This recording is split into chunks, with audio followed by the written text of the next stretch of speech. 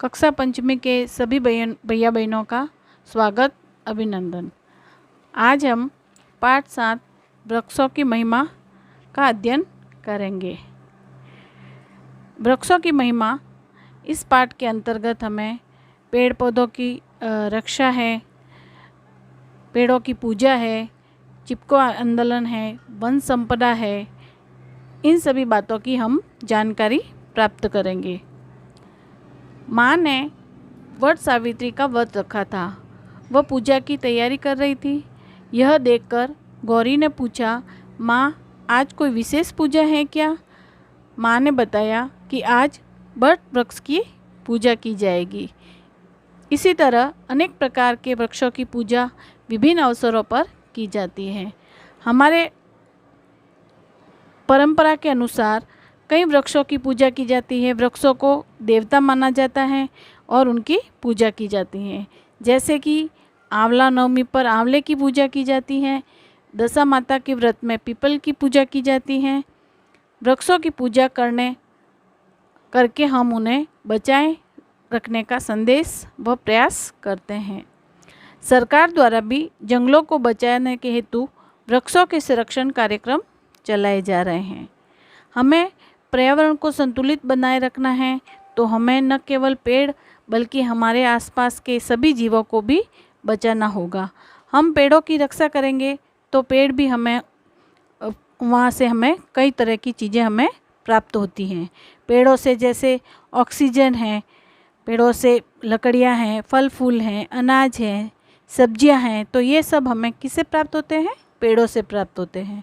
तो हम पर्यावरण को संतुलित रखेंगे, पेड़ पौधों को रक्षा करेंगे, तो ही हमारे लिए ये संभव होता है। गौरी ने पूछा, ऐसा क्यों करना चाहिए? तो माँ ने कहा, जंगल के वृक्ष नष्ट होने पर जीव जंतुओं के भोजन व आवास की समस्या उत्पन्न हो जाएगी। यदि जंगल नष्ट हो जाएंगे तो जो जीव जंतु हैं वो उनके भोजन की समस्या हो जाएगी और उनके रहने की यानी कि आवास की समस्या उत्पन्न हो जाएगी। तो गौरी ने कहा, माँ मैंने अमृता देवी के बारे में सुना था, उनके बारे में विस्तार से बताओ ना। आप लोगों ने भी सुना होगा अमृता देवी के बारे में। इसके बारे में आपको एक छोटी सी बात कह रही हूँ। माँ ने कहा, बहुत पहले जोधपुर के राजा को अपने महल को बनाने के लिए लकड़ियों की ज़रूरत थी। अतः राजा ने खेजड़ी के वृक्षों को काटने का आदेश दिया। इस पर वहाँ पर रहने वाले बिश्नोई समाज के लोगों ने विरोध किया था। राजा के आदेश पर सैनिक खेजड़ीली गांव में वृक्ष काटने गए। जैसे ही सैनिकों ने खेजड़ी वृक्ष को काटना शुरू किया, अमृता देवी बिश्नोई पेड़ों से चिपक गई। अमृता देवी जो महिला थी बिश्नोई समाज की, तो उसने क्या किया? पेड़ों से चिपक गई। कहा, मुझे काटकर ही तुम लोग पेड़ों को काट पाओगे। उसने क्या कहा? उसने कहा कि अगर पेड़ों को काटना है तो उसके लिए आपको पहले मुझे काटना होगा। गांव वाले भी पेड़ों से चिपक गए। राजा के सैनिकों ने अमृता देवी व गांव वालों को पेड़ों सहित काट दिया। राजा के सैनिकों ने राजा की आज्ञा का पालन करने के लिए उसने अमृता देवी व गांव वाले जो पेड़ों से चिपक गए थे उन सबको ही पेड़ों सहित काट दिया। खेजड़ी गांव को बचाने हेतु 363 लोगों के साथ अमृता देवी बिश्नोई ने बलिदान दिया था।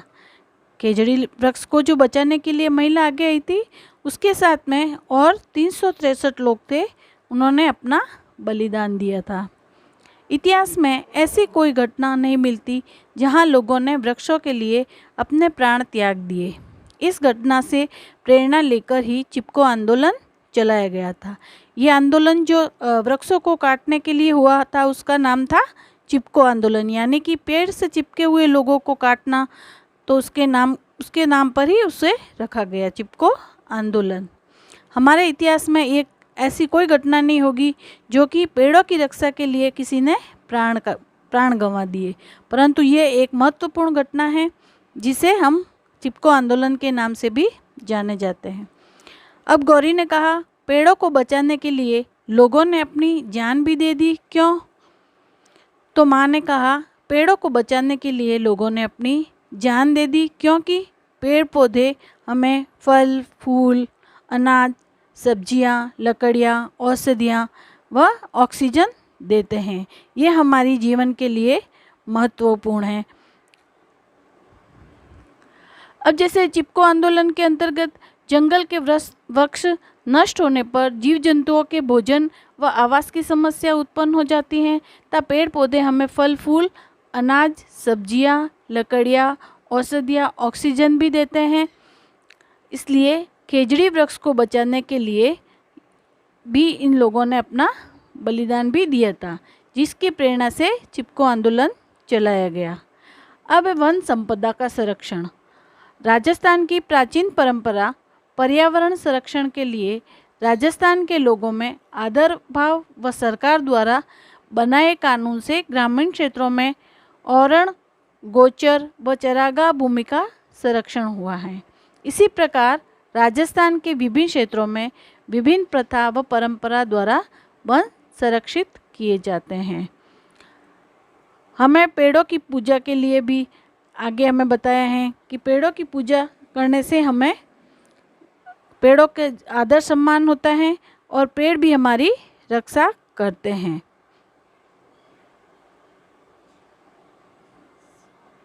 आज हमने वृक्षों की महिमा पाठ में कई प्रकार की जानकारियाँ प्राप्त की हैं, जैसे कि पेड़ों की पूजा में पेड़ों को संरक्षित करने के लिए अलग अलग क्षेत्र विशेष में इनकी पूजा का महत्व है। जैसे आंवला नवमी पर आंवले की पूजा, दशा माता के व्रत में पीपल की पूजा, वट सावित्री व्रत में बड़ की पूजा की जाती है।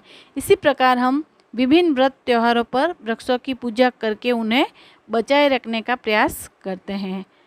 दूसरा पॉइंट था हमारा चिपको आंदोलन। जंगल के वृक्ष नष्ट होने पर जीव जंतुओं के भोजन व आवास की समस्या उत्पन्न हो जाएगी। यदि जंगल नष्ट हो जाते हैं तो जीव जंतु कहाँ रहेंगे और उनका भोजन कैसे प्राप्त होगा, तो ये समस्या उनके लिए उपस्थित होगी। तथा पेड़ पौधे हमें फल फूल, अनाज, सब्जियां, लकड़ियां, औषधियां और ऑक्सीजन देते हैं। तो अगर पेड़ पौधे ही नहीं रहेंगे तो इन सभी चीज़ों की हमारे लिए भी कमी रहेगी। इसलिए खेजड़ी वृक्ष को बचाने के लिए अमृता देवी ने 363 लोगों के साथ अपना बलिदान दिया और वृक्ष को बचाने में बचाए, जिसकी प्रेरणा से चिपको आंदोलन चलाया गया। वन संपदा संरक्षण। राजस्थान की प्राचीन परंपरा पर्यावरण संरक्षण के लिए राजस्थान के लोगों में आदर भाव व सरकार द्वारा बनाए कानून से ग्रामीण क्षेत्रों में औरण, गोचर व चरागाह भूमि का संरक्षण हुआ है।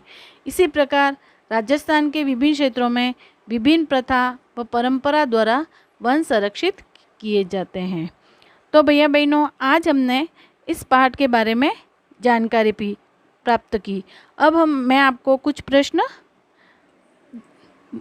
पूछ रही हूँ। जैसे कि प्रश्न है, दशा माता के व्रत में कौन से